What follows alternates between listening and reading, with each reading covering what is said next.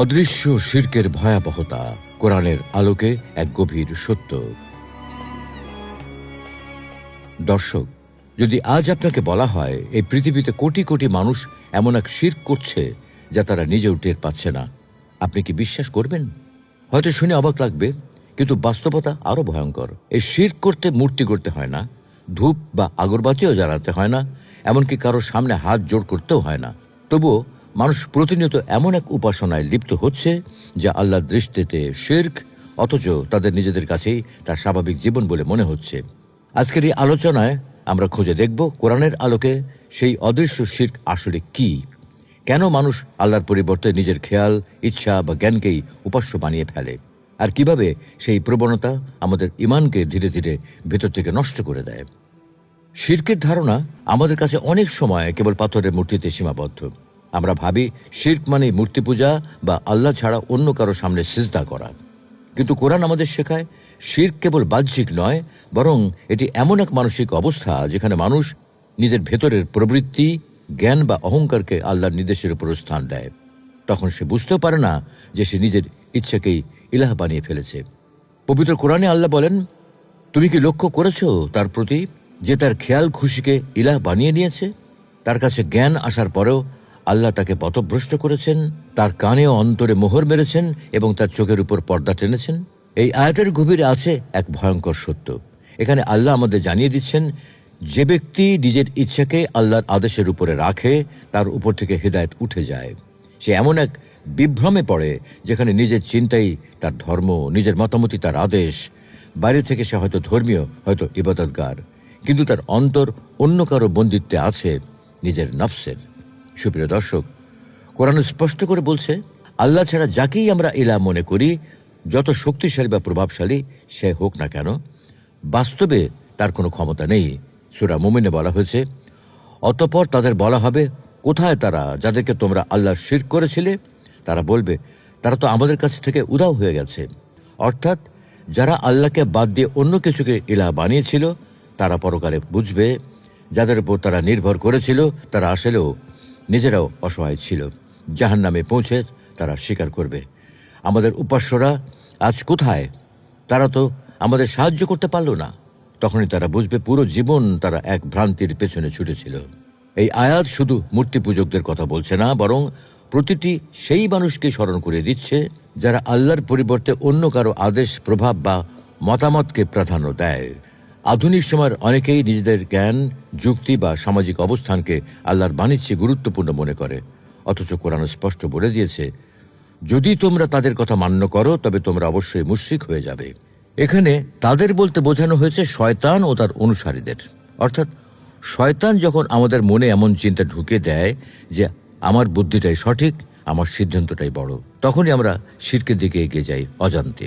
কোরআনের বাণী আমাদের শিখিয়েছে অহংকারী শিরকের মূল। ইবলিস শয়তান কখনো আল্লাহর অস্তিত্ব অস্বীকার করেনি, কিন্তু যখন আল্লাহ তাকে আদেশ করলেন আদম আলাইহিস সালামকে সিজদা করতে, সে বলল, আমি তার চেয়ে শ্রেষ্ঠ, আমাকে আগুন দিয়ে সৃষ্টি করা হয়েছে আর তাকে মাটি দিয়ে। এই এক কথাতেই সে নিজের বিচারকে আল্লাহর আদেশের উপর স্থান দিল। এখানেই শুরু হলো তার পতন, এখানেই শুরু হলো অহংকারের শিরক। সেদিন থেকে শয়তান মানুষকে সেই একই ভুল শেখাতে থাকে।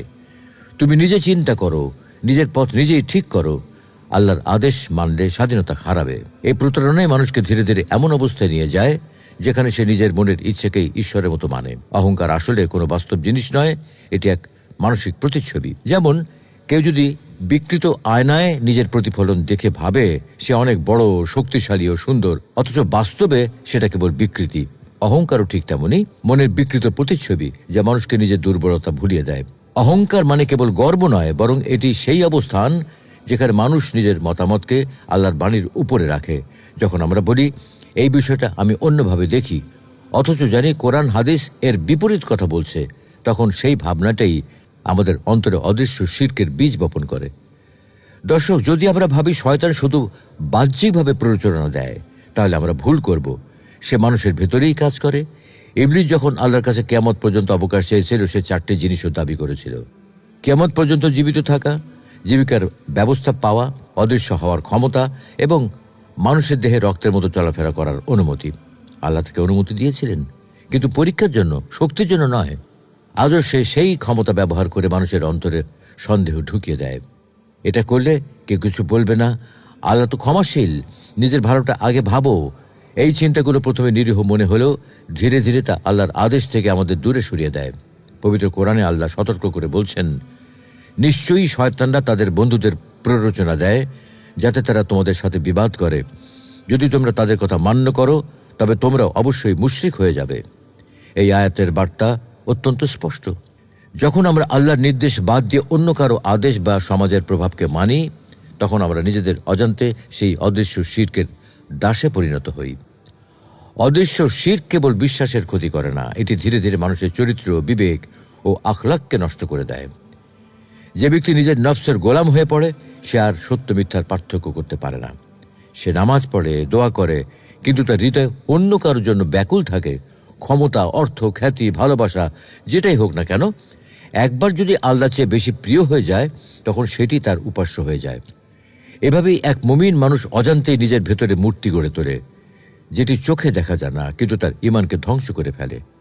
এখন প্রশ্ন হলো, মুক্তি কিভাবে? কোরআন বলছে, সত্যিকার তাওহীদ অর্জনের একমাত্র উপায় হলো অন্তরকে শুদ্ধ করা। শুধু বাহ্যিক শিরকি কাজ থেকে নয়, বরং নফস, অহংকার ও খায়েশ থেকেও মুক্তি নিতে হবে। যে ব্যক্তি নিজের ইচ্ছাকে আল্লাহর আদেশের নিচে রাখে, সেই প্রকৃত মুমিন। পবিত্র কোরআনে আল্লাহ বলছেন, যে তার নফসকে পরিশুদ্ধ করেছে সেই সফল হয়েছে, আর যে তা কলুষিত করেছে সেই ব্যর্থ। তাহলে বোঝা যাচ্ছে, শিরক কেবল এক বিশ্বাসের বিচ্যুতি নয়, এটি এক অভ্যন্তরীণ যুদ্ধ। যে এই যুদ্ধ জিতে নিজের নফসকে দমন করতে পারে, সেই প্রকৃত তাওহীদের পথে চলে। সুপ্রিয় দর্শক, আজ আমরা যেসব বিষয় নিয়ে গর্ব করি, জ্ঞান, সম্পদ, সৌন্দর্য, ক্ষমতা, এসবই ক্ষণস্থায়ী। এগুলোর কোনোটি আল্লাহর বিকল্প হতে পারে না। একজন মানুষ যদি নিজের সিদ্ধান্তকে আল্লাহর সিদ্ধান্তের উপরে রাখে, তবে সে যত ইবাদতই করুক না কেন, অন্তরে শিরক প্রবেশ করে যায়। তাই আমাদের প্রতিটি কাজের আগে ভাবতে হবে, আমি এটা করছি আল্লাহর জন্যে নাকি নিজের সন্তুষ্টির জন্যে। শিরক থেকে মুক্তি মানে কেবল মূর্তি পূজা থেকে বিরত থাকা নয়, বরং নিজের আত্মাকে সেই জায়গায় ফিরিয়ে নেওয়া যেখানে আল্লাহই একমাত্র আশ্রয়, একমাত্র প্রভু, একমাত্র ভালোবাসার কেন্দ্র।